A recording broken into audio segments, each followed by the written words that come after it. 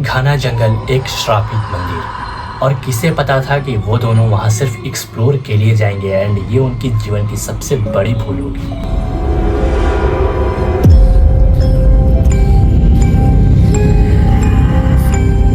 जी हाँ, आज की ये स्टोरी एक रियल इंसिडेंट पर बेस्ड है और ये मुझे शेयर की है मेरे मामा के लड़के ने। और ये स्टोरी उनकी नहीं है, उनके किसी कॉलेज के दोस्तों की है। और ये तांडव स्टार्ट कुछ ऐसे होता है कि उनके कॉलेज के दोस्त एक ट्रिप पर जाने का प्लान बनाते हैं।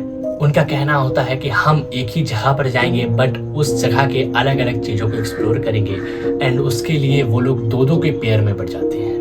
उनके कॉलेज के वेकेशन स्टार्ट होते हैं, सभी दोस्त एक साथ जमा होते हैं एंड वो घूमने के लिए निकलते हैं। और हाँ, उन्हीं में से एक पेयर होता है रवि और प्रिया की। वो लोग एक पुरानी जंगल में खंडहर पे बंद बड़ी मंदिर को एक्सप्लोर करने जाते हैं। वो लोग को कहीं ना कहीं से ये बातें पता तो चलती है कि उस मंदिर में कुछ ना कुछ तो गड़बड़ है, बट कॉलेज के लड़के ये चीजें मानते कहाँ हैं। तो ये स्टोरी एक ऐसे मंदिर की है जहाँ वहाँ के लोग खुद कभी जाने की हिम्मत तक नहीं कर सकते, पर घूमने आए हुए वो लड़के जिनके लिए एक चैलेंज था उन मंदिर को एक्सप्लोर करना एंड वहाँ दिन बिताना। गांव वालों का कहना है ये मंदिर 200 सालों से वीरान पड़ी है और यहाँ रहता है एक श्रापित ब्रह्म राक्षस। मंदिर के थोड़ा करीब पहुँचते ही उन्हें नेगेटिव वाइब्स आने लगती है।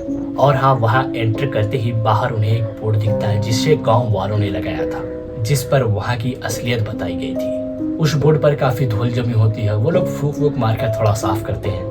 उस पर एक नोट लिखा हुआ होता है, इस मंदिर के पुजारी ने अपने अंतिम दिनों में तांत्रिक विद्या में हाथ डाला था और मृत्यु के बाद उसकी आत्मा बनी एक घंघोर ब्रह्म राक्षस, एक ऐसा दानव जिसके पास ब्रह्मांड की विधि और राक्षस की क्रूरता थी।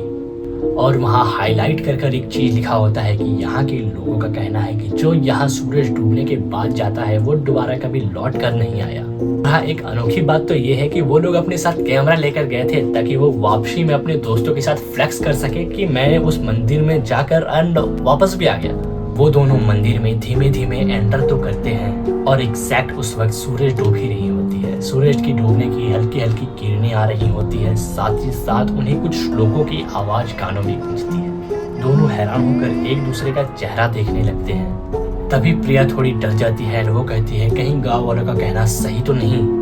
वो बोलती है चलो अब हम यहाँ से निकलते हैं, कुछ फोटोज वगैरह कैप्चर कर लो एंड कुछ वीडियोज बना लो जिससे तुम अपने दोस्तों को दिखा देना। पर उस पर रवि थोड़ा गुस्सा होते हुए कहता है कि हम इतने लंबे रास्ते से यहाँ 5-10 मिनट के लिए आए थे। रुक बेटा, तुझे तो पता चलेगा, मतलब इसका फ्लेक्स का भूत अभी भी नहीं उतरा था। पर प्रिया के काफी जिद करने पर रवि मान जाता है एंड वो वहाँ से निकलने के लिए तैयार हो जाते हैं। वो जैसे ही निकलने के लिए अपना पहला कदम बढ़ाते हैं, एक गहरी आवाज गूंजती है, मेरी शांति को भंग करने आए हो तुम यहाँ। पर रवि इसमें इतनी चुल मची थी कि ये उसे ही चैलेंज कर रहा है कि कौन है यहाँ, कौन हमें डरा रहा है। वो सोचता है कि कोई उनके दोस्त ही उनके पीछे आ गए हैं और उसके साथ प्रैंक वगैरह कर रहे हैं। तभी अचानक लाइट बंद, कैमरा झटके से गिरता है जिस पर स्टैंड में लगी हुई थी। प्रिया की चीख निकलती है एंड प्रिया आगे खड़ी होती है। तभी पीछे से किसी की घसीटने की आवाज आती है, जैसे कोई किसी इंसान को घसीट कर ले जा रहा हो। और लिटरली रवि वहां से गायब होता है। अंधेरा इतना ज्यादा होता है कि प्रिया को कुछ नजर नहीं आ रहा होता है। वो रवि को आवाजें लगाती है कि रवि तुम कहाँ हो, प्रैंक मत करो, आवाजें दो। पर बिल्कुल ही क्विट साइलेंस, कोई आवाज नहीं। और हाँ, एक पॉइंट जो मैंने आपको बताई नहीं कि वो लोग यहाँ आने से पहले मंदिर जाते हैं सभी दोस्त एंड वहां से अलग अलग पेयर में निकलते हैं। पर उस वक्त प्रिया की दोस्त ने उसके हाथ में कोई धागे वगैरह बांध दिए होते हैं जो कि मंदिर से मिले होते हैं। इस वजह से प्रिया अभी तक सेफ फील कर रही थी। तभी अचानक से गांव वालों की कुछ आवाजें बाहर से आती है एंड प्रिया को लगता है कि जरूर उनकी कोई हेल्प करने आया होगा। प्रिया अंधेरे में रास्ता ढूंढती है एंड बाहर निकलने की कोशिश करती है। तभी उनकी किस्मत अच्छी होती है कि एक पंडित हर शनिवार उस मंदिर के पास कोई विधि करने आया करता था। उसे कुछ आवाजें सुनाई देती है एंड वो आवाज करता है कि क्या अंदर कोई है। प्रिया अंदर से आवाजें लगाती है कि हाँ मैं अंदर फंस गई हूँ, मुझे बचाओ। तभी पंडित कुछ श्लोक का उच्चारण करने लगते हैं एंड नेगेटिव वाइब्स धीरे धीरे उनके आसपास से दूर होने लगती है।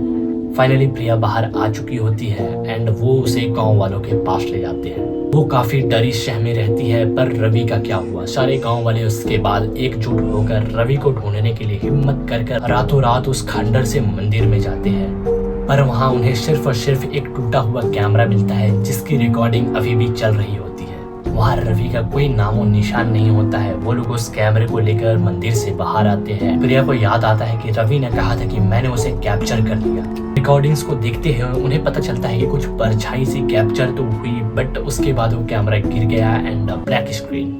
और लिटरली रवि का आज तक कोई नामो निशान नहीं मिला।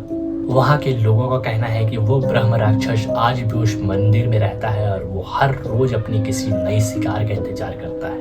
और जब उसे कोई भी शिकार नहीं मिलता है तब उस मंदिर से तरह तरह के रोने चिल्लाने की आवाजें आती है। सो एट द एंड हमें यही पता चलता है कि क्यों किसी बंद पड़े जगह पे जाना एंड किसी चैलेंज को अपने साथ जोड़ लेना इतना भारी पड़ सकता है। क्यों बूढ़े बुजुर्ग कहते हैं कि ऐसे बंद पड़े मंदिर या हवेली में भूल के भी मत जाना, वहाँ पर किसी न किसी का वास होता है। सो आई होप ये रियल इंसिडेंट आप लोगों को पसंद आई होगी। अगर आपके पास कोई भी स्टोरी हो तो आप इस मेल पर जरूर से शेयर करना। मिलते हैं किसी दूसरे वीडियो के साथ, तब तक के लिए बाय बाय।